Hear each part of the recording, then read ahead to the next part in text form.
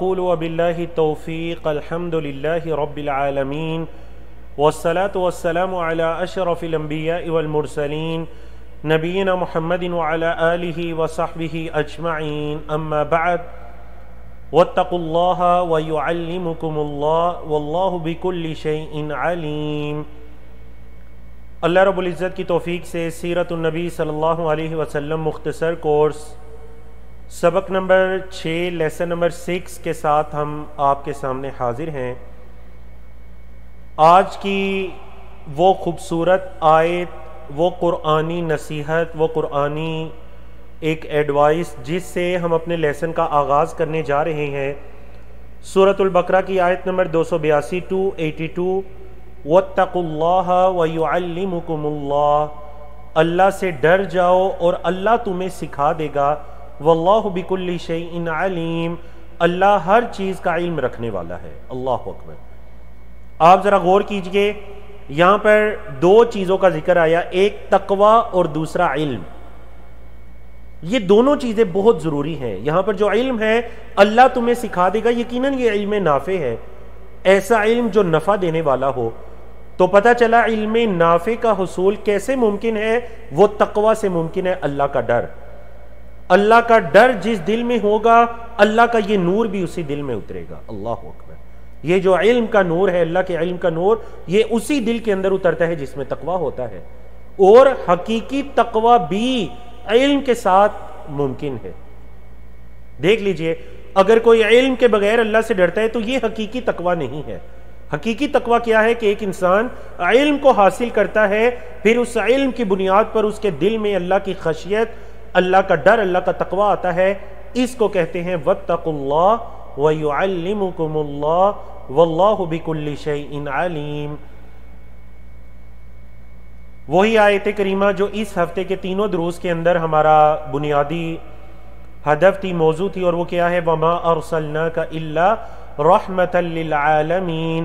نبی کریم صلی اللہ علیہ وسلم کی یہ جو رحمت ہے، اللہ اکبر، یہ رحمت نبی کریم صلی اللہ علیہ وسلم کی میری اور آپ پر اللہ رب العزت کا ایک احسان عظیم ہے، ایک عظیم احسان ہے مجھ پر اور آپ پر اللہ رب العزت کا۔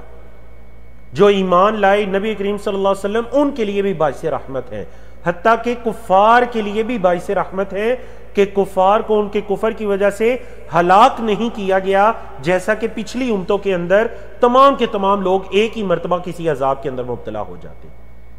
یہ نبی کریم صلی اللہ علیہ وسلم کی رحمت ہے۔ اللہ نے فرمایا بالمؤمنین رؤوف الرحیم، نبی کریم صلی اللہ علیہ وسلم مومنوں پر شفیق ہیں، مشفق ہیں، مہربان کرنے والے ہیں اور رحم کرنے والے ہیں۔ اللہ اکبر۔ تو اس آیت کریمہ کے ساتھ ہم آج کے باقاعدہ سبق نمبر 6 کا آغاز کرتے ہیں۔ سبق نمبر 6 میں ہم انشاءاللہ پڑھیں گے، سبق نمبر 5 کی ہم دہرائی کریں گے اختصار کے ساتھ۔ سبق نمبر 6 کے 10 موضوعات ہم دیکھیں گے، اور سیرت سے متعلق آج کا نقطہ تعلیم۔ جی، آپ لوگوں کے علم میں ہے نا، آپ کو آپ کی جو ورک شیٹ سینڈ کی جاتی ہے اس میں کیا نقطہ تعلیم تھا آج کا؟ ہمیشہ نقطہ تعلیم کے بارے میں کچھ اشارہ ہوتا ہے، لیکن آج کا نقطہ تعلیم کیا ہے کہ آج ماشاءاللہ ہمارا کورس نصف ہونے جا رہا ہے۔ آج ہمارا کورس نصف ہونے جا رہا ہے، تو کتنا ہی اچھا رہے کہ آج کا ہمارا جو نقطہ تعلیم ہے وہ ہمارے جو آج کے گیسٹ ہیں، مہمان خصوصی ہیں، آج ہم ان کی نصیحت کو لکھیں کہ وہ تشریف لا کر ہمیں کیا نصیحت کرتے ہیں۔ اور آپ نے ان کا تعارف سنا بھی، اور انشاءاللہ جب وہ تشریف لائیں گے تو دوبارہ ان کی خدمات کے بارے میں مختصر سے ایک پکچر کے ذریعے آپ کو دکھایا جائے گا۔ بارک اللہ فیکم۔ جی، کل ہم نے سبق نمبر 5 پڑھا تھا، ہم اس کی دہرائی کرتے ہیں، جلدی کے ساتھ میرے ساتھ دہرائیے۔ کل ہم نے کل 10 موضوعات پڑھے۔ سب سے پہلا موضوع ہم نے یہ پڑھا کہ مکی زندگی کے اندر جو دوسرا دعوتی مرحلہ ہے، اعلانیہ دعوت کا، اس کا آغاز ہوتا ہے۔ سن 4 نبوی سے اس کا آغاز ہوتا ہے۔ نبی کریم صلی اللہ علیہ وسلم کو اعلانیہ دعوت کا حکم دیا جاتا ہے، وَأَنذِرْ عَشِيرَتَكَ الْأَقْرَبِينَ، اور اسی طرح فَاصْدَعْ بِمَا تُؤْمَرْ۔ ان آیات کے نزول کے ساتھ اللہ کے نبی علیہ الصلوۃ والسلام جبل صفا پر چڑھتے ہیں، اپنے خاندان مکہ والوں کو جمع کر کے دعوت دیتے ہیں، آزمائشوں کا آغاز ہو جاتا ہے، جسمانی تکالیف بھی پہنچائی جاتی ہیں، ذہنی اذیتیں بھی پہنچائی جاتی ہیں، دین اسلام کی دعوت کو روکنے کے لیے مختلف طرح کے حربوں کا استعمال کیا جاتا ہے، تکالیف پہنچائی جاتی ہیں، لوگوں کو دین اسلام کے قبول کرنے سے روکا جاتا ہے، نبی کریم صلی اللہ علیہ وسلم کے بارے میں منفی پروپیگنڈا عام کیا جاتا ہے، اسلام کے پہلے ادارے دار ارقم کا قیام عمل میں آتا ہے جس میں اللہ کے نبی علیہ الصلوۃ والسلام صحابہ کی تربیت کرتے ہیں، مسلمانوں پر مظالم کا سلسلہ جاری تھا، اللہ رب العزت کی طرف سے ارض اللہ واسعہ سے یہ اشارہ ملتا ہے کہ مسلمان ہجرت کر سکتے ہیں، اللہ کے نبی علیہ الصلوۃ والسلام کے حکم سے مسلمان پہلے 5 سن نبوی میں حبشہ کی طرف ہجرت کر جاتے ہیں، پھر اس کے بعد اگلے سال سن 6 نبوی کے اندر دوبارہ 100 کے قریب مسلمان دوبارہ حبشہ کی طرف ہجرت کر جاتے ہیں، وہاں کا جو حاکم تھا اصحم نجاشی وہ مسلمانوں کے ساتھ بڑا اچھا سلوک کرتا ہے، اسلام کی قوت کے اندر مزید اضافہ ہوتا ہے۔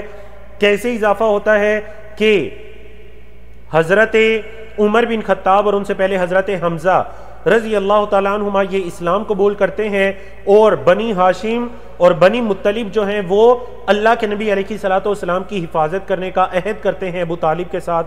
اسلام کی قوت میں اضافہ ہوا، اب جب مشرکین کے ہاتھ آپ تک نہیں پہنچ رہے تھے انہوں نے بائیکاٹ کرنے کا سوچا، آپ کا مقاطعہ کر دیا گیا، بائیکاٹ کر دیا گیا۔ اللہ کے نبی علیہ الصلوۃ والسلام اپنے خاندان کے لوگوں کو لے کر شعب ابی طالب کے اندر جا کر محصور ہو جاتے ہیں، بند ہو جاتے ہیں، 3 سال تک یہ ظالمانہ بائیکاٹ جاری رہتا ہے۔ اس کے بعد کچھ لوگوں کے دلوں میں رحم آتا ہے، ہشام ہے، زہیر ہے، زمعہ بھی ہے، ابو البختری ہیں، ان لوگوں کے دلوں میں رحم آتا ہے، تو یہ اس چیز پر اتفاق کرتے ہیں کہ ہم اس کے خاتمے کی کیسے کوشش کرتے ہیں، اور ایک مجلس کے اندر جب بات شروع کرتے ہیں تو اس بائیکاٹ کا خاتمہ حقیقت میں عمل میں آ جاتا ہے، یہ بائیکاٹ ختم ہو گیا۔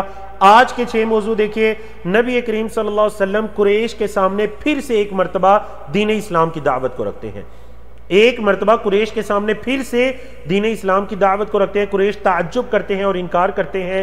عام الحزن اور وجہ تسمیہ کیا ہے؟ حضرت سودہ بنت زمعہ رضی اللہ تعالیٰ عنہ آپ کی زوجیت میں آتی ہیں، 10 سن نبوت کو رسول اللہ صلی اللہ علیہ وسلم طائف تشریف لے جاتے ہیں، واپسی پر وادی نخلا میں تھے کہ جنوں کی ایک جماعت آتی ہے، قرآن سنتی ہے، اسلام قبول کرتی ہے، نبی کریم صلی اللہ علیہ وسلم واپس طائف سے تشریف لا کر مکہ سے باہر نکل کر مختلف قبائل کو دین اسلام کی دعوت دیتے ہیں۔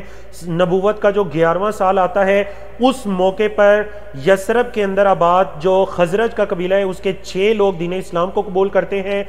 اسی طرح حضرت عائشہ رضی اللہ تعالیٰ عنہ سے نکاح ہوتا ہے۔ سن 12 نبوی میں مدینہ کے یہ لوگ آتے ہیں، 12 کی تعداد میں اللہ کے نبی علیہ الصلوۃ والسلام کے ہاتھوں پر بیعت کرتے ہیں، اور اسی طرح سن 13 نبوی میں بیعت عقبہ ثانیہ ہوتی ہے۔ تو الحمدللہ آج کے ہماری یہ 10 موضوعات ہیں، تو چلیں اللہ رب العزت کے نام سے اس کی توفیق کا سوال کرتے ہوئے ہم 1 بائی 1 ان موضوعات کی طرف بڑھتے ہیں۔ آج کا سب سے پہلا موضوع، نبی کریم صلی اللہ علیہ وسلم قریش کے سامنے دوبارہ سے دعوت کو رکھتے ہیں، اور قریش عقیدہ توحید کا انکار کرتے ہیں اور اس پر تعجب کرتے ہیں۔ دیکھیے آپ صلی اللہ علیہ وسلم کے چچا ابو طالب ہیں، اور ان کی عمر جو ہے وہ 80 سال سے تجاوز کر چکی ہے۔ اب جو مکہ کے سردار ہیں ان کو یہ فکر لاحق ہوتی ہے کہ اگر ابو طالب گزر جاتے ہیں، اب ابو طالب گزر گئے، اگر ہم نے اس موقع پر ان کے گزرنے کے بعد ان کے بھتیجے محمد صلی اللہ علیہ وسلم کو کوئی نقصان پہنچانا چاہا تو سارے عرب کے لوگ ہمیں ملامت کریں گے کہ دیکھو جب تک وہ سردار ابو طالب زندہ تھا تو اس کے بھتیجے کو کچھ نہیں کہہ سکے، اور اس کی وفات کے بعد اس کے بھتیجے کے ساتھ انہوں نے کیا کیا۔ اب جب ان کو یہ چیز اس کا خدشہ ہوا تو سارے دوبارہ ابو طالب کی خدمت میں حاضر ہوتے ہیں، آ کر کہنے لگے کہ ابو طالب ہم اس طرح کرتے ہیں کہ آپ کے بھتیجے، آپ کے بعد ہمیں یہ ڈر ہے کہ ہمارا اور ان کی آپس میں اسی طرح دشمنیاں اور مخالفتیں چلتی رہیں، تو کیوں نہ ہم آپس میں بیٹھ کر یہ معاہدہ کر لیتے ہیں کہ آپ ہمیں کچھ نہیں کہیں گے اور ہم آپ کو کچھ نہیں کہیں گے، آپ اپنے دین پر عمل کریں، ہم اپنے دین پر عمل کریں، اور ہم آپ کو چھوڑ دیں، آپ ہمیں چھوڑ دیں۔ بالکل مطلب یہ تھا کہ آپ ہمارے معبودان باطلہ کے بارے میں کبھی کچھ غلط نہیں کہیں گے، شرک کا رد نہیں کریں گے، بس آپ اپنے دین پر خاموشی کے ساتھ رہیں گے، ہم اپنے دین پر خاموشی کے ساتھ رہیں گے۔ اب جب اللہ کے نبی علیہ الصلوۃ والسلام کو ابو طالب جو ہیں وہ بلا بھیجتے ہیں کہ بھتیجے آؤ، مکہ کے یہ جو لوگ ہیں آپ سے دوبارہ کوئی بات کرنا چاہتے ہیں۔ جی اب جب یہ ہوتا ہے تو کیا ہوا، نبی کریم صلی اللہ علیہ وسلم نے ان سرداروں سے کہا، اے مکہ کے سرداروں، کیا میں تمہیں ایک ایسی بات نہ بتاؤں، اگر تم اس بات کو مان جاؤ، عرب و عجم کے حاکم تم بن جاؤ گے، اللہ تمہیں عزت عطا کر دے گا۔ حیران رہ گئے، کہا ایسی کون سی بات ہے جس کو ماننے سے ہم پوری دنیا کے حاکم بن جائیں گے؟ بتاؤ ہمارے بھتیجے وہ کون سی بات ہے؟ محمد صلی اللہ علیہ وسلم نے فرمایا قولوا لا الہ الا اللہ تفلحوا، لا الہ الا اللہ کا اقرار کر لو تم فلاح پا جاؤ گے۔ اللہ اکبر۔ اب جب انہوں نے یہ بات سنی تو وہ سب شدید غصے کے اندر آ جاتے ہیں، نبی کریم صلی اللہ علیہ وسلم کو دوبارہ سے برا بھلا کہا اور کہا ہمارے تمہارے درمیان کوئی معاہدہ نہیں ہو سکتا۔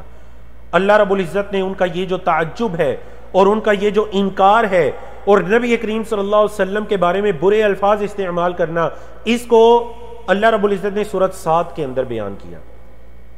صاد والقرآن ذی الذکر بل الذین کفروا فی عزت وشقاق کم اہلکنا من قبلہم من قرن فنادوا ولا حین مناص وعجبوا ان جاءهم منذر منہم وقال الکافرون ھذا ساحر کذاب۔ دیکھیں کل بھی آیت کریمہ بیان ہوئی تھی، نبی کریم صلی اللہ علیہ وسلم کے بارے میں کیا کہا؟ ھذا ساحر کذاب اجعل الآلہۃ الہا واحدا، کیا یہ کہتا ہے کہ سارے معبودوں کو چھوڑ کر ایک معبود کی عبادت کی طرف آ جاؤ؟ ان ھذا لشیء عجاب، کتنی تعجب والی بات کرتا ہے یہ محمد صلی اللہ علیہ وسلم۔ اللہ نے فرمایا وانطلق الملأ منہم ان امشوا واصبروا علی آلہتکم، انہوں نے کہا یہ سردار اٹھ کر چل پڑے اور انہوں نے کہا اٹھو چلو اور اپنے معبودوں پر صبر کرو، ان ھذا لشیء یراد، یہ وہ کام ہے جو چاہیے کہ تم اپنے خداؤں پر، اپنے معبودان باطلہ پر صبر کرو۔ کہنے لگے ما سمعنا بہذا فی الملۃ الآخرہ ان ھذا الا اختلاق۔ تو اللہ رب العزت نے ان 8 آیات میں ان کے اس تعجب اور رد کا تفصیل کے ساتھ ذکر کیا ہے۔ آتے ہیں آج کے ہمارے دوسرے موضوع کی طرف۔ یہ دوسرا موضوع ہے عام الحزن کا، اور اس کی وجہ تسمیہ کیا ہے؟ جی آپ لوگ چیٹ میں مجھے بتائیں گے، حزن عربی زبان کا لفظ ہے، کیا مطلب ہے حزن کا؟ عام الحزن، حزن، بارک اللہ فیکم، ماشاءاللہ درست جواب آ رہے ہیں آپ کی طرف سے، 20 جوابات درست آئے بالکل۔ حزن کا مطلب ہے غم، عام کا مطلب ہے سال، عام الحزن غم کا سال۔ یہ لفظ حزن بھی پڑھا جا سکتا ہے، قرآن مجید میں حزن بھی آیا ہے، لیکن جب آپ اس کو اسم کے لیے یہ استعمال کرتے ہیں تو پیش کے ساتھ ہی دونوں طرح اس کے اعراب بالکل درست ہیں۔ آپ اس کو کیا پڑھتے ہیں؟ عام الحزن، ضمہ کے ساتھ آپ اس کو پڑھتے ہیں عام الحزن۔ اس سال کو غم کا سال قرار دیا گیا۔ کیوں غم کا سال قرار دیا گیا؟ یہ جو نبوت کا 10واں سال ہے، غم کا سال اس وجہ سے قرار دیا گیا، بائیکاٹ ختم ہو چکا ہے، 6 مہینے گزر چکے ہیں۔ اس سال میں 2 واقعات پیش آتے ہیں۔ ایک، رجب کے مہینے میں آپ کے چچا ابو طالب وفات پا جاتے ہیں۔ وفات کے 3 دن بعد، اور سیرت کی کتابوں میں کچھ دیگر اقوال بھی ہیں، حضرت ختیجہ رضی اللہ عنہا کا بھی انتقال ہو جاتا ہے۔ یہ دونوں وہ شخصیات ہیں جو اللہ کے نبی علیہ الصلوۃ والسلام کی حد درجے کی مدد کرنے والی شخصیات تھی، نصرت اور اعانت کرنے والی۔ ابو طالب ہمیشہ آپ کے اور مشرکین کے درمیان میں حائل ہو جاتے۔ حضرت ختیجہ رضی اللہ تعالی عنہ، انہوں نے اپنے مال کو اور اپنے ہر طرح کے تعاون کو نبی کریم صلی اللہ علیہ وسلم پر نچھاور کر دیا، ہمیشہ آپ کو تسلی دیتی، اور اس کا ذکر پچھلے اسباق کے اندر تفصیل کے ساتھ گزر چکا ہے۔ اب جب یہ واقعات پیش آتے ہیں، ابو طالب کی وفات کے بعد مشرکین کی طرف سے دوبارہ سے اللہ کے نبی علیہ الصلوۃ والسلام کو تکالیف پہنچانے کا سلسلہ شروع کر دیا جاتا ہے۔ یہ آج کا ہمارا دوسرا موضوع تھا۔ تیسرے موضوع کی طرف آتے ہیں، اختصار کے ساتھ۔ وہ موضوع ہے کہ اللہ کے نبی علیہ الصلوۃ والسلام کی زوجیت میں حضرت ختیجہ رضی اللہ تعالیٰ عنہ کے بعد حضرت سودا بنت زمعہ آتی ہیں۔ حضرت سودا بنت زمعہ آتی ہیں۔ یہ جو نبوت کا 10واں سال ہے، ہمارا آج کا تیسرا موضوع نبوت کے 10ویں سال میں حضرت سودا بنت زمعہ رضی اللہ تعالیٰ عنہ اللہ کے نبی علیہ الصلوۃ والسلام کی زوجیت میں آتی ہیں۔ آپ ایک عمر رسیدہ خاتون تھیں۔ ابتدائی دور میں جو اسلام قبول کرنے والے ہیں، آپ کا شمار ان میں ہوتا ہے۔ دوسری ہجرت حبشہ کے موقع میں آپ بھی شریک تھیں۔ آپ بیوہ تھیں۔ اللہ کے نبی علیہ الصلوۃ والسلام نے ان کو پیغام بھیجا، انہوں نے اس کو قبول کیا، اور انہوں نے حضرت سودا نے شرف کو پایا کہ وہ نبی کریم صلی اللہ علیہ وسلم کی زوجیت میں آتی ہیں۔ ٹھیک ہے جی، اب دیکھیے یہاں پر انشاءاللہ جو ہمارے آنے والے دن ہیں، ان دنوں میں باقاعدہ ہمارا ایک نقطہ تعلیم اس بارے میں ہوگا کہ اللہ کے نبی علیہ الصلوۃ والسلام کی جو زوجات ہیں اور آپ علیہ الصلوۃ والسلام نے جو مختلف اوقات میں شادیاں کی، تو اس بارے میں تفصیل کے ساتھ ذکر آئے گا۔ نقطہ تعلیم میں ہم اس وجہ سے ذکر کریں گے کہ کچھ غیر مسلم اللہ کے نبی علیہ الصلوۃ والسلام پر کچھ اعتراضات کرتے ہیں، تو انشاءاللہ ان اعتراضات کا جوابات آنے والے دنوں کے اندر ہمارے نقطہ تعلیم کے اندر تفصیل سے آئے گا انشاءاللہ۔ بارک اللہ فیکم۔ آج کا ہمارا چوتھا موضوع ہے کہ نبی کریم صلی اللہ علیہ وسلم نبوت کے 10ویں سال میں دعوت کی غرض سے طائف میں تشریف لے جاتے ہیں۔ نبوت کے 10ویں سال نبی کریم صلی اللہ علیہ وسلم طائف میں تشریف لے جاتے ہیں۔ یہ بالکل اس کے آخری ایام ہیں، سن 10 نبوی کے آخری ایام ہیں، آخری ماہ ہے۔ اللہ کے نبی علیہ الصلوۃ والسلام طائف گئے، آپ نے طائف میں 10 دن تک قیام کیا۔ طائف کے اندر جو قبیلہ ثقیف آباد تھا، قبیلہ ثقیف کے جو سردار عامر بن عمیر ثقفی ہیں، عامر بن عمیر ثقفی ہیں، ان کے 3 بیٹوں کے پاس آپ صلی اللہ علیہ وسلم تشریف لے جاتے ہیں۔ ان کو جا کر جب دین اسلام کی دعوت دی تو ان تینوں نے اللہ کے نبی علیہ الصلوۃ والسلام کی دعوت کو ماننے سے انکار کر دیا۔ اب جب انہوں نے انکار کر دیا، اللہ کے نبی علیہ الصلوۃ والسلام وہاں پر طائف میں آباد دیگر قبائل کے پاس تشریف لے جاتے ہیں۔ باری باری اللہ کے نبی علیہ الصلوۃ والسلام دیگر قبائل کے پاس بھی گئے، لیکن انہوں نے بھی اللہ کے نبی علیہ الصلوۃ والسلام کی دعوت کو ماننے سے انکار کر دیا۔ نہ صرف انکار کیا بلکہ اللہ کے نبی علیہ الصلوۃ والسلام کے ساتھ انتہائی برا سلوک کیا۔ آپ صلی اللہ علیہ وسلم کو پتھر مارے گئے اور جو ان کے اوباش تھے نوجوان، ان کو پیچھے لگا دیا گیا کہ محمد صلی اللہ علیہ وسلم کو تکلیف پہنچاؤ۔ تفصیلی واقعہ آپ کئی مرتبہ سنتے رہتے ہیں۔ اللہ کے نبی علیہ الصلوۃ والسلام ایک باغ میں پناہ لینے پر مجبور ہو جاتے ہیں اور اللہ رب العزت سے یہ دعا کرتے ہیں، اللہم الیک اشکو ضعف قوتی وقلت حیلتی وہوانی علی الناس یا ارحم الراحمین انت رب المستضعفین انت ربی الی من تکلنی الی بعید یتجہمنی ام الی عدو ملکتہ امری ان لم یکن بک علی غضب فلا ابالی ولکن اعافیتک ہی اوسع لی اعوذ بنور وجہک الذی اشرقت لہ الظلمات وصلح علیہ امر الدنیا والآخرہ من ان تنزل بی غضبک او یحل علی سخطک لک العتبى حتی ترضى ولا حول ولا قوة الا بک۔ اللہ اکبر۔ اللہ کے نبی علیہ الصلوۃ والسلام اللہ رب العزت کے سامنے اپنی کمزوری کو اور اپنی اس جو انت رب المستضعفین، اے اللہ تو کمزوروں کا رب ہے، اے اللہ میں تیرے سامنے اپنی کمزوری کی شکایت کرتا ہوں، اے اللہ میں تیرے سامنے اپنی کمزوری کو رکھتا ہوں اور آج میں اپنے دشمن کا کچھ نہیں بگاڑ سکتا، قلت حیلتی، اپنے حیلے کی کمی کو اے اللہ میں تیرے سامنے رکھتا ہوں۔ اللہ اکبر، اللہ اکبر۔ اللہ کے نبی علیہ الصلوۃ والسلام یہ دعا کرتے ہیں، انت رب المستضعفین، انت ربی، اللہ تو میرا رب ہے، الی من تکلنی، اے اللہ تو کن کے سپرد مجھے کرنا چاہتا ہے، الی بعید یتجہمنی، اے اللہ کسی دور والے کے ہاں جو مجھے نقصان پہنچائے، میرے ساتھ برا سلوک کرے، ام الی عدو ملکتہ امری، یا اے اللہ تو مجھے دشمنوں کے حوالے کرنا چاہتا ہے۔ اللہ اکبر، بڑی خوبصورت دعا، اور یہ دعا سیرت کی کتابوں کے اندر ترجمے کے ساتھ درج ہے۔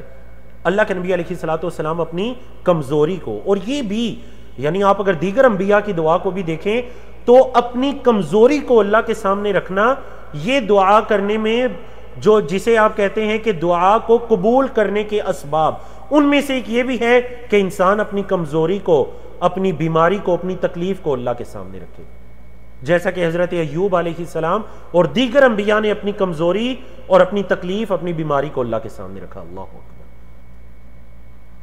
یہ صحیح بخاری کی وہ تفصیلی حدیث آپ کے سامنے لکھی ہوئی ہے کہ ایک مرتبہ میری اور آپ کی ماں حضرت عائشہ صدیقہ بنت صدیق رضی اللہ تعالیٰ عنہما نے اللہ کے نبی علیہ الصلوۃ والسلام سے پوچھا تھا کہ اللہ کے رسول، هل اتا علیک یوم کان اشد من یوم احد، اے اللہ کے رسول کیا احد کے دن سے بھی کوئی سخت دن آپ پر آیا؟ دیکھیں احد کا دن اللہ کے نبی علیہ الصلوۃ والسلام زخمی ہو جاتے ہیں، ایک گڑھے کے اندر گر جاتے ہیں احد کے پہاڑ کے ساتھ، افواہ پھیل جاتی ہے کہ اللہ کے نبی علیہ الصلوۃ والسلام کو شہید کر دیا گیا، مسلمانوں کا جو لشکر ہے وہ دائیں بائیں بکھر جاتا ہے، کتنی تکالیف والا دن، کتنا سختی والا دن۔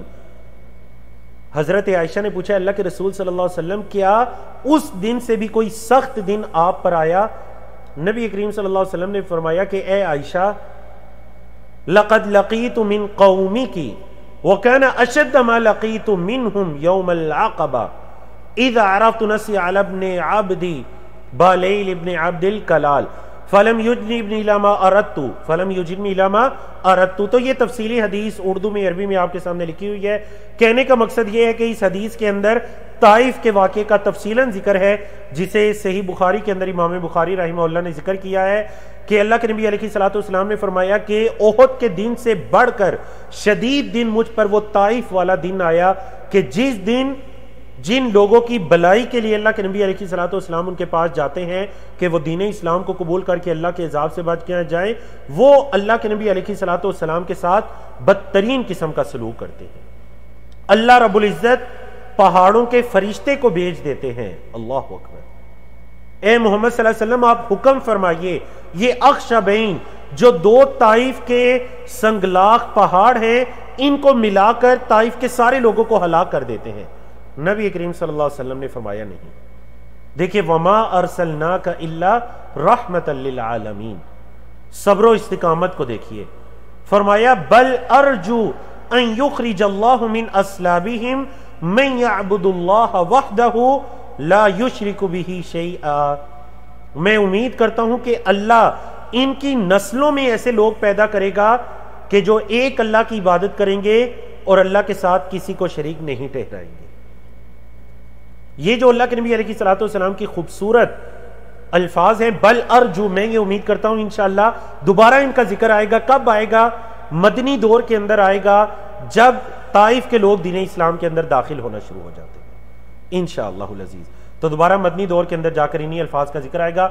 آج کا ہمارا 5واں موضوع ہے، اللہ کے نبی علیہ الصلوۃ والسلام جب طائف سے واپس تشریف لا رہے تھے، وادی نخلا کے مقام پر پہنچتے ہیں تو جنوں کی ایک جماعت اللہ کے نبی علیہ الصلوۃ والسلام کو عشاء کی نماز کی حالت میں دیکھتی ہے اور قرآن مجید کی تلاوت کو سنتی ہے۔ اب ہوتا یہ اللہ کے نبی علیہ الصلوۃ والسلام کی جب بعثت ہوئی، آپ کو مقام نبوت اور رسالت پر فائز کیا گیا، تو جنوں نے یہ دیکھا کہ پہلے جو آسمان کی خبریں چوری کرنے کے لیے ہم آسانی سے آسمان تک پہنچ جاتے تھے، اب جب ہم جاتے ہیں تو ایک شہاب ثاقب ہمارا پیچھا کرتا ہے۔ انہوں نے جب ابلیس سے ذکر کیا، ابلیس نے انہیں کہا زمین کے اطراف و کنار میں بکھر جاؤ اور دیکھو کہ زمین میں کیا خاص واقعہ پیش آیا ہے۔ اب جب یہ جنوں کی ایک جماعت مکہ سے کچھ پہلے طائف سے واپسی پر وادی نخلا کے مقام پر اللہ کے نبی علیہ الصلوۃ والسلام پہنچتے ہیں اور جنوں کی یہ جماعت آپ علیہ الصلوۃ والسلام کو دیکھتی ہے عشاء کی حالت میں۔ اللہ کے نبی علیہ الصلوۃ والسلام عشاء کی نماز کی امامت کر رہے تھے۔ اللہ رب العزت نے تفصیل کے ساتھ یہ سورۃ الجن اور سورۃ الاحقاف میں اس کا ذکر فرمایا۔ قل اوحی الی انہ استمع نفر من الجن فقالوا انا سمعنا قرآنا عجبا یہدی الی الرشد فآمنا بہ ولن نشرک بربنا احدا۔ کہہ دیجئے میری طرف یہ وحی کی گئی کہ جنوں کی ایک جماعت نے، نفر جماع کے لیے بولا جاتا ہے، جنوں کی ایک جماعت نے قرآن کو سنا اور انہوں نے کہا کہ ہم نے ایک بڑا عجب کلام سنا ہے جو رشد و ہدایت کی طرف رہنمائی کرتا ہے، ہم تو اس پر ایمان لے آئے ہیں اور ہم اپنے رب کے ساتھ کسی کو شریک نہیں ٹھہرائیں گے۔ وَأَنَّهُ تَعَالَى جَدُّ رَبِّنَا، ہمارے رب کی تو شان ہی بڑی بلند ہے، مَتَّخَذَ صَاحِبَةً وَلَا وَلَدًا، اللہ اکبر، نہ اس نے کسی کو اپنی ساتھی، اپنی صاحبہ بنایا، نہ اس نے کسی کو اپنا بیٹا بنایا۔ تو یہ واقعہ کب پیش آتا ہے؟ طائف سے واپسی پر۔ اس سے یہ بھی پتہ چلتا ہے کہ اللہ کے نبی علیہ الصلوۃ والسلام کی جو بعثت ہے وہ صرف انس کے لیے، انسانوں کے لیے نہیں ہے، بلکہ اس کے ساتھ ساتھ جنوں کے لیے بھی ہے۔ اب دیکھیے اس واقعے میں کیا حکمت ہے۔ جنوں کا جو اسلام قبول کرنا ہے اس موقع پر، اس میں یقیناً اللہ رب العزت کی طرف سے یہ حکمت ہے کہ اللہ کے نبی علیہ الصلوۃ والسلام بڑی پریشانی کی حالت میں طائف سے واپس آ رہے ہیں۔ اسی لیے تو حضرت عائشہ رضی اللہ تعالیٰ عنہ سے فرمایا کہ احد کے دن سے بھی بڑھ کر مجھ پر وہ طائف کا دن سخت گزرا تھا، سخت پریشانی کے عالم میں اللہ کے نبی علیہ الصلوۃ والسلام آ رہے، تو اللہ رب العزت کی طرف سے یہ خوشخبری کہ اگر طائف کے لوگ یا انسان یا مکہ کے مشرکین آپ کی بات کو نہیں مانتے تو یہ جنوں کی جماعت ہے جو آپ پر ایمان لا رہی ہے۔ اللہ اکبر۔ نہ صرف وہ ایمان لائے بلکہ انہوں نے اپنی قوم کے لوگوں کو جا کر کیا کہا، یا قومنا اجیبوا داعی اللہ، اے ہماری قوم کے لوگوں جو اللہ کی طرف بلانے والا ہے اس کا جواب دو، اس کی دعوت کو قبول کرو، وآمنوا بہ، اس پر ایمان لاؤ۔ کیا ہوگا؟ یغفر لکم من ذنوبکم، اللہ تمہارے گناہوں کو بخش دے گا، ویجرکم من عذاب علیم، اور اللہ تمہیں دردناک عذاب سے محفوظ رکھے گا۔ اللہ اکبر۔ یہاں پر دیکھیں نا، جنہوں نے اللہ کے نبی علیہ الصلوۃ والسلام کے لیے کیا خوبصورت لقب استعمال کیا، داعی اللہ، اللہ کی طرف بلانے والا۔ نہ صرف یہ لقب استعمال کیا بلکہ خود بھی دعات بن گئے، نہ صرف خود ایمان لائے بلکہ جا کر اپنی قوم کے لوگوں کو بھی ایمان لانے کی ترغیب دے رہے ہیں۔ تو یہ ایک مسلم کا طریقہ کار ہونا چاہیے کہ جب وہ دین اسلام میں داخل ہو تو اس کو یہ فکر لاحق ہو جائے کہ میں دوسرے لوگوں کی خیر خواہی کیسے کر سکتا ہوں، کوئی کافر ہے میرے ذریعے وہ کیسے دین اسلام میں داخل ہو سکتا ہے، کیسے میں اس تک مؤثر طریقے سے دین اسلام کی دعوت کو پہنچا سکتا ہوں۔ سورۃ الاحقاف کی یہ آیت، فلما قضی ولوا الی قومہم منذرین، جب یہ وحی مکمل ہو گئی، جب وہ ایمان لے آئے تو کیا ہوا، ولوا الی قومہم منذرین، وہ اپنی قوم کی طرف واپس پلٹے، منذرین، ڈرانے والے بن کے، تو وہ بھی دعات بن کر واپس پلٹے۔ تو یہ اللہ کے نبی علیہ، آج اگر کوئی بھی اللہ کی طرف لوگوں کو بلاتا ہے، اللہ کی طرف آنے کی دعوت دیتا ہے، داعی اللہ ہے، تو یقین جانیے وہ نبی کریم صلی اللہ علیہ وسلم کے رستے پر اور آپ علیہ الصلوۃ والسلام کی سیرت پر چل رہا ہے۔ تو یقیناً میری اور آپ کی، ہماری یہ حرص ہونی چاہیے، تمام مسلمانوں کی یہ حرص ہونی چاہیے کہ ہم دعات اللہ بنیں، ہم لوگوں کو اللہ رب العزت کی طرف بلانے والے بن جائیں۔ اللہ رب العزت ہمیں توفیق عطا کرے۔ بارک اللہ فیکم۔ جی، آج کا ہمارا چھٹا موضوع، مختلف قبائل کو دین اسلام کی دعوت اور اس کی وجہ۔ اللہ کے رسول صلی اللہ علیہ وسلم اہل مکہ کو 10 سال تک دین اسلام کی دعوت دیتے رہے اور ان کی آزمائشوں کو برداشت کرتے رہے۔ اب اللہ کے نبی علیہ الصلوۃ والسلام نے ایک حکمت عملی اپنائی کہ کیوں نہ مکہ سے باہر نکل کر دیگر جو دائیں بائیں مکہ کے ارد گرد قبائل آباد ہیں ان تک دین اسلام کی دعوت کو پہنچایا جائے۔ اللہ کے نبی علیہ الصلوۃ والسلام اس مقصد کے لیے مکہ سے باہر نکلتے ہیں۔ دائیں بائیں جو قبائل آباد تھے، 20 کی تعداد میں یہ قبائل تھے، اور ان کے نام، ان کی تعداد بھی سیرت کی کتب کے اندر درج ہے۔ ہم ان میں سے جو مشہور قبائل ہیں ان کے نام اس مختصر کورس میں ذکر کرتے ہیں۔ اللہ کے نبی علیہ الصلوۃ والسلام چند قبائل کے پاس تشریف لے گئے، اور اس کا یہ مطلب نہیں کہ ان قبائل کو دین اسلام کی دعوت نہیں پہنچتی تھی، آپ علیہ الصلوۃ والسلام کی دعوت ان قبائل میں پہنچ چکی تھی۔ کبھی جب وہ مکہ تشریف لاتے، مکہ وہ آیا کرتے تھے تو وہ سنا کرتے تھے کہ مکہ کے ایک قریشی نوجوان محمد صلی اللہ علیہ وسلم نے نبوت اور رسالت کا دعویٰ کیا ہے اور وہ اپنے آپ کو اللہ کا رسول بلاتا ہے اور یہ اس کی دعوت ہے، وہ سن چکے تھے اس بارے میں۔ لیکن اب کیا ہوتا ہے، اللہ کے نبی علیہ الصلوۃ والسلام باقاعدہ، اللہ کے نبی علیہ الصلوۃ والسلام باقاعدہ ان قبائل کے پاس تشریف لے جاتے ہیں دین اسلام کی دعوت کو لے کر۔ بنو عامر بن صعصع ایک قبیلہ ہے، بنو حنیفہ، غسان، سلیم، عبس، فزارہ، بنو نصر وغیرہ دیگر قبائل کے نام بھی سیرت کی کتابوں میں موجود ہیں۔ ان تمام قبائل کے پاس تشریف لے جاتے ہیں ان کو دین اسلام کی دعوت دینے کے لیے، اور یہاں سے دعوت کا تیسرا مرحلہ شروع ہوتا ہے، اور وہ کیا مرحلہ ہے؟ دیگر قبائل کو دین اسلام کی دعوت۔ دیکھیں نا، پہلا مرحلہ کیا تھا؟ غیر اعلانیہ دعوت، ابتدائی 3 سال۔ دوسرا مرحلہ کیا آتا ہے؟ اعلانیہ دعوت، اب یہ والا مرحلہ کیا ہے؟ آخری جو مکی دور کے آخری 3-4 سال ہے، یہ مرحلہ آتا ہے قبائل کو دین اسلام کی دعوت، یعنی کہ مکہ سے باہر نکل کر دیگر قبائل کو دین اسلام کی دعوت. یہ دعوت کا تیسرا مرحلہ ہے اللہ کے نبی علیہ الصلوۃ والسلام کے مکی دور میں. بارک اللہ فیکم. اگرچہ یہ جن قبائل کے پاس اللہ کے نبی علیہ الصلوۃ والسلام گئے، اس کا فائدہ یہ ہوا کہ ان قبائل تک باقاعدہ اللہ کے نبی علیہ الصلوۃ والسلام نے دعوت دے کر ایک حجت کو قائم کر دیا. کیونکہ دیکھیں ہم نے یہ بتلایا تھا کہ رسول کے فرائض منصبی میں سے کیا ہے کہ وہ اللہ کے پیغام کو اللہ کے بندوں تک پہنچاتا ہے. اللہ کے رسول صلی اللہ علیہ وسلم نے بھی انہی فرائض پر عمل کرتے ہوئے اللہ کے پیغام کو اللہ کے بندوں تک پہنچایا. ان قبائل تک دین اسلام کی دعوت پہنچ گئی. ان قبائل میں سے تو کسی نے آپ صلی اللہ علیہ وسلم کا ساتھ دینے کا ارادہ نہیں کیا. 1-2 قبائل اس چیز پر راضی ہوئے کہ ہم آپ کا ساتھ دیتے ہیں، لیکن بتائیں جب اللہ آپ کو غلبہ عطا کر دے گا تو پھر ہمیں کیا ملے گا؟ گویا کہ وہ صدقے دل کے ساتھ اسلام نہیں قبول کرنا چاہتے تھے، وہ صرف اور صرف حکومت کی یا حاکمیت کی طمع کے اندر اسلام قبول کرنا چاہتے تھے. کہنے لگے بتائیں ہمیں کیا ملے گا؟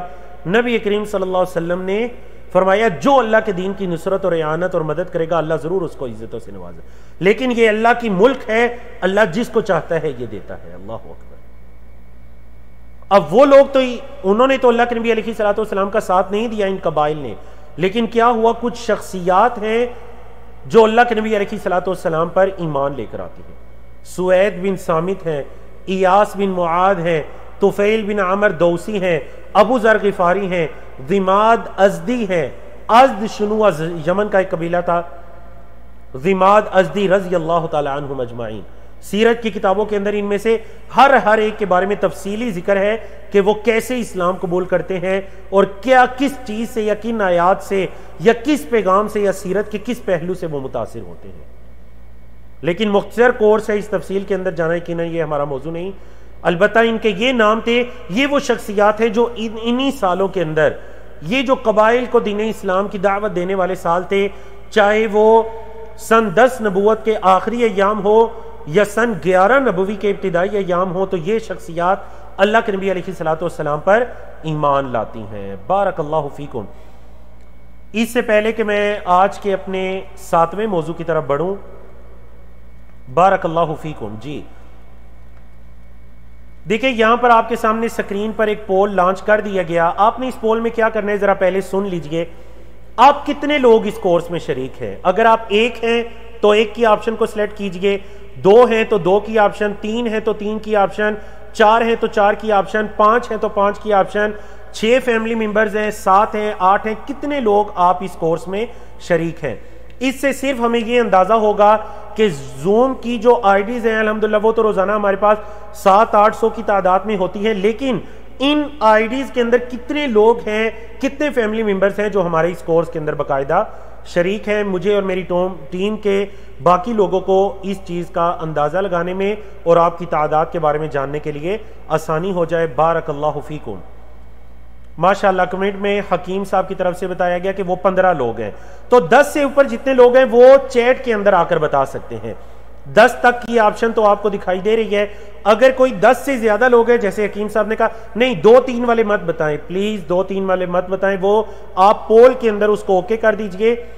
لیکن جو 10 سے زیادہ ہیں، 15 ہیں، 20 ہیں، جتنے بھی آپ لوگ ہیں وہ آ کر چیٹ کے اندر بتائیں. تو کیا ہوگا، میری ٹیم کو یہ جاننے کے اندر آسانی رہے گی کہ آپ کتنے لوگ اس کورس کے اندر شریک ہیں. بارک اللہ فیکم. اگر آپ 10 سے زیادہ ہیں تو آپ چیٹ میں بتائیں گے، اور اگر آپ 1 2 3 4 یا 10 تک ہیں تو آپ پول کو اوکے کر لیں گے. بارک اللہ فیکم. جی اللہ آپ سب کو برکتوں سے نوازے. ہمارا یہاں پر رکنا، رہنا، سیکھنا، سکھانا اللہ رب العزت اس کو قبول و منظور فرمائے. جی احسن اللہ علیکم و بارک اللہ فیکم. جی یہاں پر میں پولنگ کو روک کر 2 منٹ کا ٹائم گزر چکا. اچھا گروپ آف 30 ماشاءاللہ. پولنگ کو میں روک کر میری ٹیم کے لوگوں تک آپ کا پیغام پہنچ چکا، اور انشاءاللہ ابھی ہمارے جو گیسٹ تشریف لائیں گے عبد المالک مجاہد صاحب، اس سے پہلے انشاءاللہ ہمیں ہماری تعداد بھی پتہ چل چکی ہوگی کہ ہم کتنے لوگ اس کورس کے اندر شریک ہیں۔ بارک اللہ فیکم۔ آج کا ہمارا 7واں موضوع نبوت کا 11واں سال آ جاتا ہے حج کے موقع پر یثرب میں آباد۔ اچھا، ہم یثرب کیوں کہہ رہے ہیں؟ کیونکہ اس وقت مدینہ منورہ کا نام یثرب تھا، پھر اللہ کے نبی علیہ الصلوۃ والسلام نے ہجرت کے بعد مدینہ کا کیا نام رکھا؟ طیبہ، طیبہ۔ یہ تو مدینہ طیبہ ہے، یہ تو طیبہ ہے، تو انشاءاللہ وہ مدنی دور کے اندر جا کر اس کا تفصیلی ذکر آئے گا۔ بہرحال سن 11 نبوی میں یثرب کے اندر جو قبائل آباد تھے، اس میں جو آباد قبائل تھے، اس میں اللہ کے نبی علیہ الصلوۃ والسلام پر جو ایک قبیلہ ہے خزرج کے قبیلے سے 6 لوگ جو تعلق رکھتے تھے، وہ اللہ کے نبی علیہ الصلوۃ والسلام پر ایمان لے کر آتے ہیں۔ ٹھیک ہے جی۔ مدینہ کے اندر اس وقت 2 قبیلے آباد تھے، اوس اور خزرج کے، یعنی جو بعد میں انصاری قبائل کہلائے۔ اس کے علاوہ یہود کے جو قبائل آباد تھے، بنو قینقاع یا بنو قریظہ یا بنو نذیر وغیرہ، ان کا ذکر جا کر مدنی دور میں تفصیل کے ساتھ آئے گا انشاءاللہ۔ اب یہ لوگ جب بھی حج کے موقع پر آیا کرتے تھے تو اللہ کے نبی علیہ الصلوۃ والسلام کیا کیا کرتے تھے کہ ان لوگوں تک دین اسلام کی دعوت کو رکھا کرتے تھے ہر سال حج کے ایام میں۔ اب جب نبوت کا 11واں سال ہے، خزرج کے ان 6 لوگوں کے سامنے اللہ کے نبی علیہ الصلوۃ والسلام نے دعوت کو رکھی۔ اب یہ ان خوش نصیب لوگوں کے نام بھی آپ کے سامنے سکرین پر درج ہیں۔ اب کیا ہوتا ہے، ان لوگوں نے کہا کہ یہ تو وہی نبی اور رسول ہیں صلی اللہ علیہ وسلم جن کے بارے میں دھمکیاں ہمیں مدینہ کے یہود دیا کرتے تھے۔ مدینہ کے یہود سے جب بھی ہماری کوئی مخالفت ہو جاتی تو وہ یہ کہا کرتے تھے کہ ایک آخری نبی اور رسول مبعوث ہوں گے اور ہم ان کے ساتھ مل کر تمہارے ساتھ جنگ کریں گے۔ اب جب انہوں نے یہ ساری باتیں اللہ کے نبی علیہ الصلوۃ والسلام کی سنی تو انہوں نے کہا کہیں یہود ہم پر سبقت نہ لے جائیں، کیوں نہ ہم ان پر سبقت لے جائیں اور ہم اسلام قبول کریں۔ تو ان 6 لوگوں نے اسلام قبول کیا۔ 8واں موضوع ہے ہمارا نبی کریم صلی اللہ علیہ وسلم کی زوجیت میں نبوت کے 11ویں سال میں حضرت عائشہ صدیقہ رضی اللہ تعالیٰ عنہ آتی ہیں، آپ صلی اللہ علیہ وسلم کے ساتھ ان کا نکاح ہوتا ہے۔ تب آپ رضی اللہ تعالیٰ عنہ کی عمر 6 سال تھی۔ جب رخصتی ہوتی ہے، وہ ہجرت کے بعد مدینہ منورہ کے اندر رخصتی ہوتی ہے، تب آپ رضی اللہ تعالیٰ عنہ کی عمر 9 سال تھی۔ اور انشاءاللہ جو اس کا تفصیلی ذکر ہے، میں نے کہا کہ وہ انشاءاللہ آنے والے دنوں کے اندر کسی نقطہ تعلیم کے اندر تفصیل کے ساتھ اس کا ذکر کیا جائے گا۔ بارک اللہ فیکم۔ ہم آج کے اپنے سیکنڈ لاسٹ اور 9ویں موضوع کی طرف آتے ہیں۔ نبوت کا 12واں سال ہے، بیعت عقبہ اولا۔ بیعت عقبہ اولا، اولا کا کیا مطلب ہے؟ پہلی، یعنی پہلی بیعت ہوتی ہے نبی کریم صلی اللہ علیہ وسلم کی۔ یہ 6 لوگ جنہوں نے نبوت کے 11ویں سال میں اسلام قبول کیا تھا، جب یہ واپس مدینہ پر لٹتے ہیں تو وہاں پر جا کر دیگر لوگوں کو بھی، اپنے قبیلے کے اور اوس کے دیگر لوگوں کو بھی دین اسلام کی دعوت دیتے ہیں۔ نتیجہ کیا ہوتا ہے کہ نبوت کا 12واں سال آتا ہے اور یہ لوگ 12 کی تعداد میں آتے ہیں، 5 وہی جو پچھلے سال آئے تھے 6، 5 ان میں سے اور 7 نئے لوگ۔ یہ 12 لوگ آتے ہیں اور آ کر اللہ کے نبی علیہ الصلوۃ والسلام کے ہاتھوں پر آپ صلی اللہ علیہ وسلم کی بیعت کرتے ہیں۔ اللہ کے نبی علیہ الصلوۃ والسلام ان کے ساتھ ایک عظیم صحابی حضرت مصعب بن عمیر رضی اللہ تعالیٰ عنہ کو مدینے کی طرف اسلام کا سفیر اور اسلام کا داعی بنا کر بھیجتے ہیں، اور وہ وہاں پر جا کر دین اسلام کی دعوت کا کام شروع کر دیتے ہیں۔ اللہ رب العزت ان کی دعوت میں اتنی برکت ڈالتے ہیں، مدینہ کے اندر بسنے والے اوس اور خزرج کے لوگ ان پر وہ 20 کی تعداد میں ان کی دعوت پر لبیک کہتے ہوئے اسلام کو قبول کرتے ہیں۔ اب ہمارا آج کا آخری موضوع، جب آخری آپ کہہ لیجئے یہ نبوت کا 13واں سال ہے، اور آپ کے علم میں ہے نا کہ یہ مکی دور کا آخری سال ہے، نبوت کا 13واں سال آ گیا، کیونکہ سن 14 نبوت کی ابتدا میں اللہ کے نبی علیہ الصلوۃ والسلام کی ہجرت عمل میں آتی ہے، تو اب یہ مکی دور کا آخری سال ہے، سن 13 نبوی ہے۔ بیعت عقبہ ثانیہ ہوتی ہے۔ حج کا جب موسم آتا ہے تو یثرب یعنی مدینہ منورہ سے اوس اور خزرج کے لوگوں کی تعداد تقریباً 75 کے قریب یہ لوگ نبی کریم صلی اللہ علیہ وسلم کی ہاتھ پر بیعت کرتے ہیں، جس بیعت کو دوسری بیعت کہا گیا یا بیعت عقبہ ثانیہ کہا گیا۔ ثانیہ کا مطلب دوسری۔ ذی الحجہ کی 12ویں رات تھی، مینا کی گھاٹیوں میں سے ایک گھاٹی عقبہ نامی ایک گھاٹی ہے، جس جگہ پر جمرات کو رمی کی جاتی ہے، وہ جو جمرہ عقبہ ہے اس کے قریب جو گھاٹی ہے، یہ وہ گھاٹی تھی جس میں پہلی بیعت بھی ہوتی ہے نبوت کے 12ویں سال اور دوسری بیعت بھی ہوتی ہے نبوت کے 13ویں سال۔ نبی کریم صلی اللہ علیہ وسلم کے چچا حضرت عباس یہ جو لوگ تھے، ان کو ان کی ذمہ داری کے بارے میں بتلاتے ہیں کہ جو بیعت تم کرنے جا رہے ہو، اور انہوں نے اللہ کے نبی علیہ الصلوۃ والسلام کو باقاعدہ مدینہ منورہ تشریف لانے کی دعوت بھی دی کہ مکہ کے جب مشرکین سردار آپ پر ظلم کرتے ہیں تو آپ مدینہ منورہ ہمارے پاس تشریف لائیں، ہم آپ کی اعانت اور مدد کریں گے۔ آپ کے چچا حضرت عباس نے ان کو اچھی طرح سے اس چیز کے بارے میں بتلایا کہ جو بیعت تم کرنے جا رہے ہو اس کے نتائج بھی تمہیں معلوم ہونے چاہیے۔ انہوں نے ہر طرح کی چیز پر آمادگی کا اظہار کیا۔ بیعت کی شکیں سیرت کی کتابوں میں درج ہیں، اختصار کے ساتھ اس کی شکیں کیا تھیں کہ تنگی اور خوشحالی ہر حال میں اللہ کے نبی علیہ الصلوۃ والسلام کا ساتھ دیں گے، امر بالمعروف نیکی کا حکم دینے میں، نہی عن المنکر برائی سے منع کرنے میں ہم اس فریضے کو باقاعدہ سر انجام دیں گے، اللہ کی راہ میں نکلیں گے، کسی ملامت کرنے والے کی ملامت سے نہیں ڈریں گے، اللہ کے نبی علیہ الصلوۃ والسلام کے قدموں میں اپنی جانیں اپنا مال نچھاور کرنے کے لیے تیار رہیں گے۔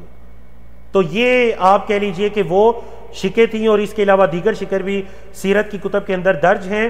تو یہ وہ مختصر سے آج کے الحمدللہ ہمارے آپ کہہ لیجئے کہ موضوع تھے۔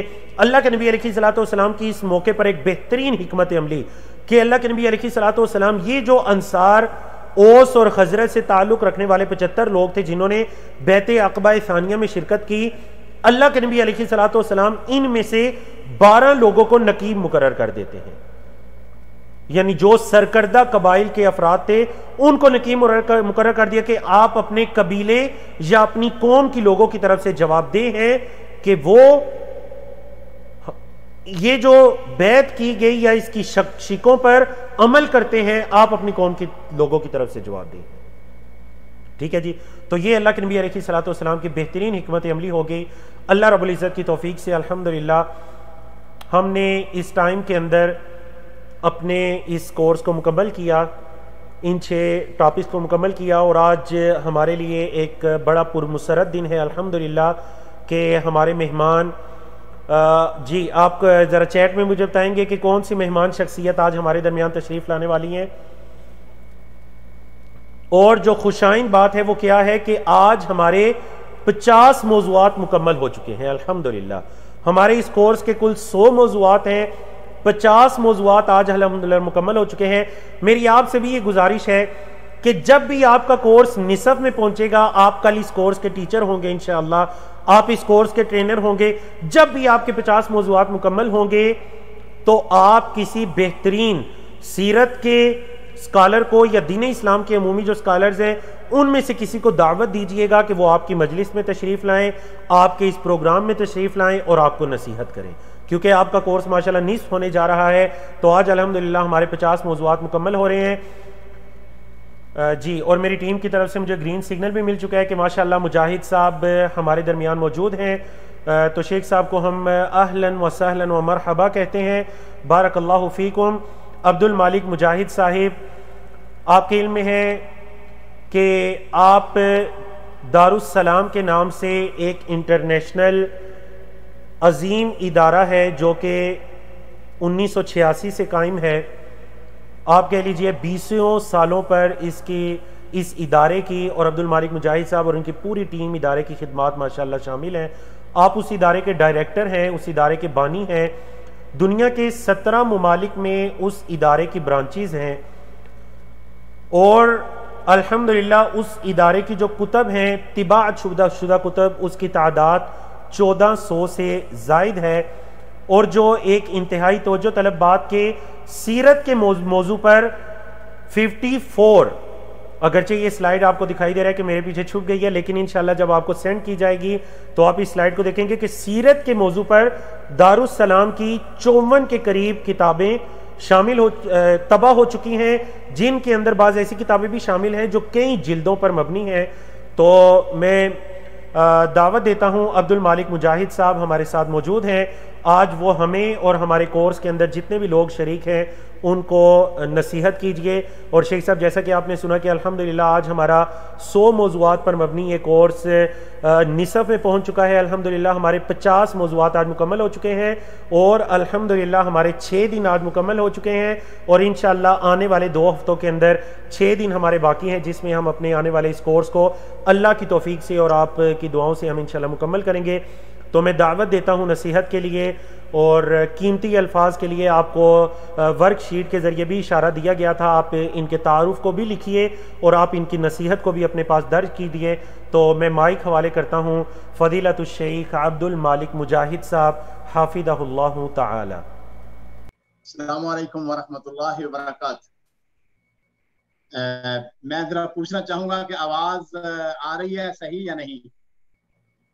جی شیخ صاحب بارک اللہ فیکم، آپ کی آواز ماشاءاللہ بالکل کلیئر آ رہی ہے، آپ کی ویڈیو بالکل کلیئر آ رہی ہے ہم تک الحمدللہ۔ الحمدللہ الحمدللہ الذی ہدانا لہذا وما كنا لنهتدی لولا ان هدانا اللہ والصلاة والسلام علی اشرف الانبیاء محمد وآلہ واصحابہ اجمعین، اما بعد فاعوذ باللہ من الشیطان الرجیم، بسم اللہ الرحمن الرحیم، وما ارسلناک الا رحمتا للعالمین۔ معزز حضرات، میرے واجب الاحترام عزیزوں، دوستوں، ساتھیوں، میری بہنوں، میری بیٹیوں، میرے عزیزات، آج کا دن بلا شبہ میرے لیے بڑا سعادت کا دن ہے، خوشی کا دن ہے، بڑا مبارک دن ہے کہ سیرت کے وہ کورس جو ہمارے زین عرفان بھائی صاحب بڑی محبت کے ساتھ آپ کو کروا رہے ہیں، اس کے اندر مجھے بھی شرکت کا موقع مل رہا ہے۔ اس میں کوئی شبہ والی بات نہیں ہے کہ نبی کریم صلی اللہ علیہ وسلم میرے ماں باپ قربان ہوں، کسی بھی صورت میں عزیزوں اگر ہم ان کے ساتھ کسی بھی حصے میں شامل ہو جائیں اس سے بڑی سعادت کوئی نہیں ہے۔ سب سے پہلے تو میں اپنے ان تمام شرکاء جو اس کورس میں شریک ہیں سب کو دل کی گہرائیوں سے مبارکباد پیش کرتا ہوں۔ بلا شبہ آپ لوگ انتہائی مبارکباد کے مستحق ہیں کہ آپ نے یہ سیرت النبی صلی اللہ علیہ وسلم جو شارٹ کورس ہے اس کے اندر شرکت کی۔ اور میں ابھی اپنے بھائی زین عرفان عوام صاحب کی گفتگو کو سن رہا تھا، ان کی تقریر کو سن رہا تھا، یہ بڑے ہی قابل، انتہائی میں سمجھتا ہوں کہ محنتی انسان ہیں، اور میں ان کے اوپر بجا طور پر فخر بھی کر سکتا ہوں کہ ماشاءاللہ ہونہار بروا کے چکنے چکنے پات، جب سے میں نے ان کو دیکھنا شروع کیا ہے ماشاءاللہ یہ انتہائی انتھک محنتی اور بہت بڑے دائی ہیں۔ اللہ تعالیٰ ان کی دعوتوں کو قبول فرمائے۔ عزیزو، اس کے ساتھ جہاں شکرے کی بات آئی ہے تو میں آپ تمام کا جہاں شکر گزار ہوں، وہاں اپنے کچھ وہ اپنے بھائی، اپنی بہنیں، اپنی بیٹیاں، عزیزات جو گروپوں کی شکل میں اس پروگرام کو آگے بڑھا رہی ہیں، اور مجھ کو یہ بتایا گیا ہے کہ تقریباً 1000 کے قریب لوگ اس میں شریک ہیں۔ سید ابرار اور ان کی پوری ٹیم یقیناً میرے شکریہ کا مستحق ہے، ہم سب کے شکریہ کا مستحق ہے کہ انہوں نے ٹیکنالوجی کے وسائل کا استعمال کرتے ہوئے اس اپنے گھروں کے اندر بیٹھے ہوئے، اپنے اپنی جگہوں پر بیٹھے ہوئے الحمدللہ آج ہم اس سیرت کے پیغام کو سن رہے ہیں، نبی کریم صلی اللہ علیہ وسلم کی سیرت کو سمیٹ رہے ہیں۔ اسی طرح میرا ایک اور نوجوان، میں اس کو اپنے بھائیوں کی طرح بھی سمجھتا ہوں، اپنے بیٹوں کی طرح بھی سمجھتا ہوں، عمران سعید، اس کو میں اپنا جیالہ کہا کرتا ہوں۔ میں ان کا بھی شکر گزار ہوں کہ یہ بھی آگے بڑھ کر ٹیکنالوجی کو استعمال کرتے ہوئے اور اس سلسلے کو آگے بڑھانے میں بہت زیادہ متعاون۔ مجھ سے ہمارے زین عرفان صاحب نے یہ فرمائش کی، کہنے کہ مجاہد صاحب آپ سیرت کے حوالے سے تھوڑی سی گفتگو کیجیے گا۔ عزیزو، میری یہ خوش قسمتی ہے کہ میں نے بھی الحمدللہ جس کو کہتے ہیں نا جسٹ حصہ لگا ڈالنے کے لیے ایک کتاب میں نے بھی لکھی نوجوان نسل کے لیے، سنہری سیرت کے نام پر۔ آف کورس جیسا کہ ابھی زین عرفان صاحب فرما رہے تھے کہ دارالسلام نے الحمدللہ more than 64 books، 64 کتابیں ہم نے سیرت کے اوپر مختلف زبانوں کے اندر اللہ کی توفیق سے ہم نے شائع کی ہیں۔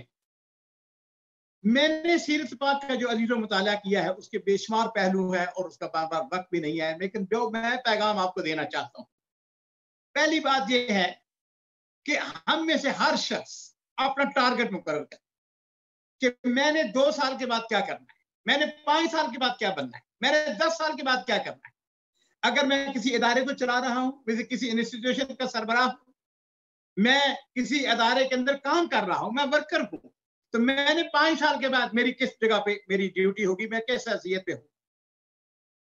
अपने टारगेट जो है दुनियावी एतबार से छोटे टारगेट बनाए, अपने से छोटों को देखें, लेकिन दीनी एतबार के एतबार से, दावत के एतबार से मेरे अजीजों अपने आप को ऊंचा, छोटा मत समझे।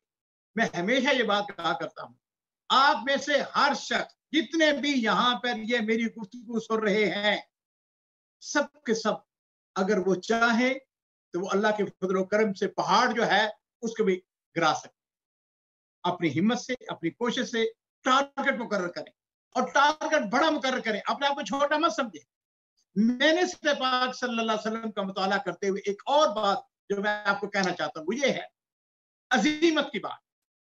और अजीमत इसी का नाम है कि मेरे माँ बाप कुर्बान हो, नबी करीम सल्लल्लाहु अलैहि वसल्लम ने जब आपके ऊपर मक्का मुकरमा के अंदर इंतहाई ज्यादा बोझ डाला गया, ले दे के एक चचा था ना अबू तालिब, सरदार अबू तालिब, एक दिन वो भी थोड़े से मजबूर हो गए, तो नबी करीम सल्लल्लाहु अलैहि वसल्लम अपने चचा से कह रहे हैं कि चचा, अल्लाह की कसम, अगर ये लोग मेरे एक हाथ पे सूरज रख दें, एक हाथ पे चांद रख दें, तो भी, और मुझसे ये मुतालबा किया जाए कि मैं इस दावत को छोड़ दूं, तो भी मैं इस दावत को छोड़ने के लिए तैयार।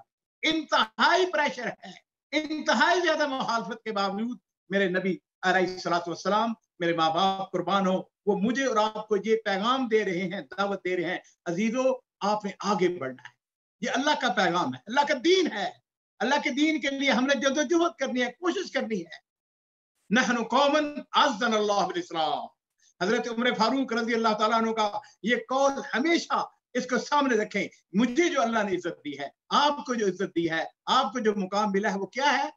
नहनु कौमन अज़्ज़नल्लाहु बिल इस्लाम। और एक और मैसेज मैं आपको देना चाहता हूँ, मुझे कहने में कोई हर्ज नहीं है। मैंने अजीजों कमोबेश दारुस्सलाम के लिए 30 साल से ज्यादा अरसा हो चुका है, दिन रात मेहनत, बड़े मुश्किल हालात आए, तो मैं एक जुमला अक्सर दोहराया करता था, वो मैं आपको भी सुनाना चाहूँ। मैं कहा करता था कि जिस तरह कल का सूरज तुलू होने पे मुझे यकीन है, इंशाअल्लाह अल्लाह के फजल करम से मुझे दारुस्सलाम की कामयाबी पर यकीन। और उस वक्त मेरे सामने एक टारगेट था, एक मिशन था। हमने कहा हमने अल्लाह और उसके रसूल के पैगाम को दुनिया तक पहुंचाना है। उसके लिए बेसरो सामानी अपनी जगह, टीम का ना होना अपनी जगह। मैं अक्सर जो दुआ किया करता था, या अल्लाह मुझे अच्छी टीम अता फरमा। बैतुल्लाह शरीफ में जाता था तो मैं अक्सर ये दुआ किया करता था, या अल्लाह मुझे अच्छे साथी अता फरमा, मुझे अच्छी टीम अता फरमा। आप बड़े से बड़े हो जाएं, आप अकेले कुछ नहीं कर सकते जब तक आपके साथ अच्छी टीम ना हो। इसीलिए मैं आज अगर बात कर रहा हूँ, सैयद अबरार की बात कर रहा हूँ, इमरान की बात कर रहा हूँ, और उनके साथ जो मेरी बहनें, मेरी बेटियां इस काम को आगे बढ़ाने में, तो मेरे अजीजों ये टीम वर्क, आप उसके पार्ट बन जाए, हिस्सा बन जाए, और जो अल्लाह ताला ने आपको सलाहियतें दी हुई हैं उसको इस्तेमाल करके अल्लाह के पैगाम को हमने दुनिया तक पहुंचाना है। ये साफ सुथरा। और मैं अजीजों, मुझे ये बात कहने में कोई हरज नहीं है, मैंने दुनिया के बेशुमार मुल्कों के अंदर मैंने सफर किए हैं, मैं मुख्तलिफ इदारों के अंदर गए हैं, मेरा इदारों के साथ राब्ता रहता है, लोग मेरे साथ राब्ता करते हैं। याद रखो, ये दीन मोहम्मद के लोग प्यासे। एक और बात जो मैं आपसे कहना चाहूंगा वो ये है, मुतफाइल बने। मेरे नबी ने सीरत के अंदर जो पैगाम दिया है वो ये है, मुतफाइल बनना, कभी मायूस ना हो, हमेशा जो है। आप जरा गौर कीजिए, तसव्वुर कीजिए, नबी करीम सल्लल्लाहु अलैहि वसल्लम, मेरे माँ बाप कुर्बान हो, आप हिजरत के लिए मक्का मुकरमा से जिस हालत में निकले आप सब जानते हैं। 100 सुर्ख ऊंटों का ऐलान किया जाता है इनाम के तौर पर, और सुराका बिन मालिक आपका पीछा करता है, बनु मुदलिज का सरदार। और वो वक्त भी आता है कि नबी करीम सल्लल्लाहु अलैहि वसल्लम जिस वक्त वो सरेंडर करता है और कहता है कि मुझको अमाननामा लिख के दे दें, जब जाने लगता है तो नबी अलैहिस्सलातु वस्सलाम उससे कह रहे हैं कैफ बिका इज़ा लबिस्ता सवारे किसरा, सुराखा उस वक्त तुम्हारी शान क्या होगी जब तुम किसरा के कंगन पहनोगे। उसने बड़े ताज्जुब के साथ उसने कहा किसरा इब्ने हुरमस। आपने फरमाया कि हाँ, वही ईरान का शहंशाह, उसका एक दिन आएगा, उसके कंगन होंगे, तुम्हारे हाथ होंगे, तुम्हारे हाथों में पहनाए। नबी करीम सल्लल्लाहु अलैहि वसल्लम मेरे अजीजों मुतफाइल से, आपने कभी मायूस नहीं। और एक और वक्त भी आता है, उस वक्त को भी याद कर लीजिए कि जिस वक्त गज़वा खंदक का मौका है। आपको पता है 10,000 का लश्कर जर्रार लेके अबू सुफियान आ रहा है, खंदक को खोदा जा रहा है, और नबी करीम सल्लल्लाहु अलैहि वसल्लम अपने साथियों को खुशखबरी दे रहे हैं। आप उनका क्या कह रहे हैं? अल्लाहु अकबर, ऊतीतु मफातीह शाम। नबी अलैहिस्सलाम कुदाल, आपको पता है वाक़या लंबा है।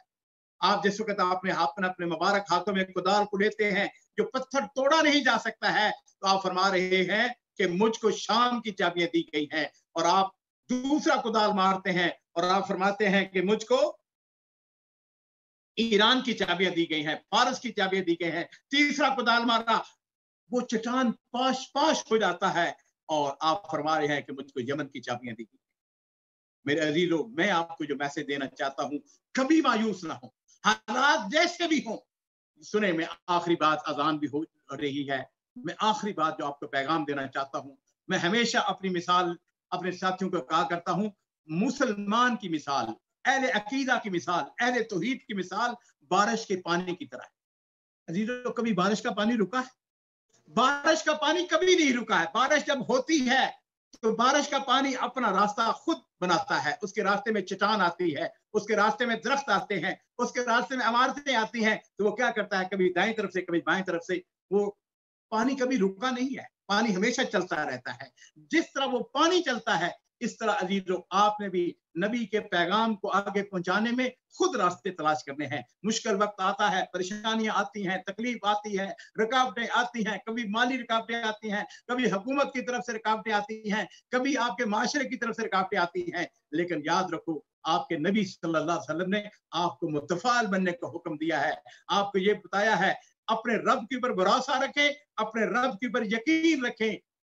अला इन्ना नस्रुल्लाहि करीब, अल्लाह की मदद, अल्लाह की रहमत जो है वो करीब है। अल्लाह ताला से मैं ये दुआ करता हूँ, अल्लाह ताला हमारे अंदर, हमारे नौजवानों के अंदर वही जज्बा पैदा करे जो हमारे ज़ेन अरफान के अंदर है, उसके रफ़ाकार के अंदर है। हम में से हर साथी जो है वो ज़ेन अरफान बन जाए, हम में से हर साथी जो है वो सैयद अबरार बन जाए, हम में से हर साथी जो है वो इमरान सईद जियाला बन जाए। आप इस उम्मत के मुकद्दर का सितारा हैं। अल्लाह ताला मुझे और आपको नबी करीम सल्लल्लाहु अलैहि वसल्लम की सीरत को समझने, उसको पढ़ने, उसके ऊपर अमल करने की तौफीक अता फरमाए। व आखिर दावाना अल्हम्दुलिल्लाहि रब्बिल आलमीन। बहुत बहुत शुक्रिया। जज़ाकुमुल्लाह खैरन शेख साहब, बड़े हम खुशनसीब हैं, अल्लाह ताला जो है आपका शर्फ़ हमको हासिल किया। यकीन माने आपकी नसीहतें हमारे लिए बहुत ही हौसला अफ़ज़ाई रही, और हम उम्मीद करते हैं कि हमारे स्टूडेंट्स भी जो है इंशाअल्लाह इस खिदमत में लगेंगे कि हमारा जो मिशन है कि सीरत नबी सल्लल्लाहु अलैहि वसल्लम को दुनिया के हर कोने तक पहुँचाएँ। हम उम्मीद करते हैं कि इंशाअल्लाह हमारे तलबा भी जो है इस मिशन में हमारा साथ देंगे। मैं सारी टीम की तरफ से आपका शुक्रिया अदा करता हूँ, और हम आपके एहसानमंद हैं जो वक्त आपने कीमती हमें दिया है। अल्लाह आपको जज़ाए खैर दे, और दारुस्सलाम की खिदमत में भी इंशाअल्लाह हमसे जो बेहतर हो सका इंशाअल्लाह हम आपकी खिदमत में रहेंगे। जज़ाकुमुल्लाहु खैरन। अस्सलामु अलैकुम व रहमतुल्लाहि व बरकातुहू। अल्लाह फ़ीकुम शेख अब्दुल मालिक मुजाहिद साहब, जज़ाकुमुल्लाह खैरन, और सैयद अबरार भाई और पूरी टीम जज़ाकुमुल्लाह खैरन। और आप सब लोगों का भी बहुत शुक्रिया कि माशाअल्लाह आपने इंतहाई तवज्जो से शेख साहब का लेक्चर सुना। यकीनन आपने नसीहतें लिखे भी होंगी। कफ़ारा मजलिस की दुआ पढ़िए, सुब्हानकल्लाहुम्मा व बिहम्दिका अशहदु अल्ला इलाहा इल्ला अंता अस्तगफिरुका व अतूबु इलैक। अस्सलामु अलैकुम व रहमतुल्लाहि व बरकातुहू।